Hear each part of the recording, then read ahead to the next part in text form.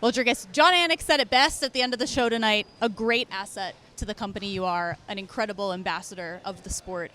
But another title defense under your belt, quite literally. How does it feel coming away from this fight with another one? Yeah, absolutely incredible. Every fight to me feels, well, it is. This was literally the most important fight of my career. After winning the belt from Strickland and there being controversy from his side and from his fans and from a lot of people. I mean, people wanted to see the rematch up until the Hamzat thing happened. And then to me, I went like, oh shit, was it that close? Okay. So if I lost this fight, it would have tarnished my whole title reign because he's beaten Adesanya, I've beaten Adesanya. And this was me proving that I did beat him and just doing it in more spectacular fashion. So for me, this fight meant absolutely everything. And to be able to stand here and put on a clinic that I did tonight was absolutely amazing. Over the last 13 months, you've obviously made some adjustments, but also in fighting Israel Adesanya, finishing him, then coming back and fighting this fight. What was the biggest adjustment that you felt in between this first fight in Toronto and then this one here in Sydney and yourself that really made the difference? I think it was pretty evident that, and pretty, like everybody could see the guy that fought Strickland for the first time for the belt and the guy that fought you tonight. And that's what I said. I had a year in between to get better, to train as a world champion, getting world champion, to have the mindset of I need to be training harder, better than anybody else in the world. Anybody in my gym needs to look up to me and go, that's why he's world champion.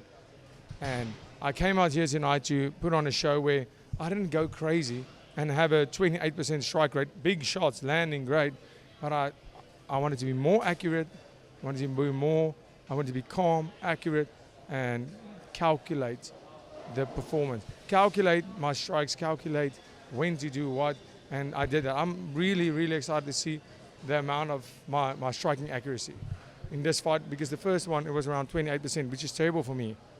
And I stayed calm in this fight. When I saw his nose go, I went for it, and tough as he is, he deserves all the hype. He is a tough man. I kind of let it go, but then I went back to being composed and did what I had to do. We saw you smile at the end of the fourth round as you walked back to your corner. Did you kind of know in that moment, okay, the nose is broken, you had quite a lead. Going into that final round, what's going through your mind when you know anything can happen, but as long as you stick to the game plan, stick to what you're doing, you'll probably come away with the win? I actually smiled to my corner because I always smile when things get before I walk out, when I get nervous, for example. You still get nervous? Yeah. Well, nervous just in terms of performance, to be able to do what I don't want to get out of there and be like, no, I won the fight, but I didn't do. I get nervous because after that fourth round, I knew I had 4 in the bag. I was like, listen, the first 2 was like, geez, is this really a fight? What's happening? Then the third, fourth, it got more real for me because he actually he realized he's losing this fight and he went for it.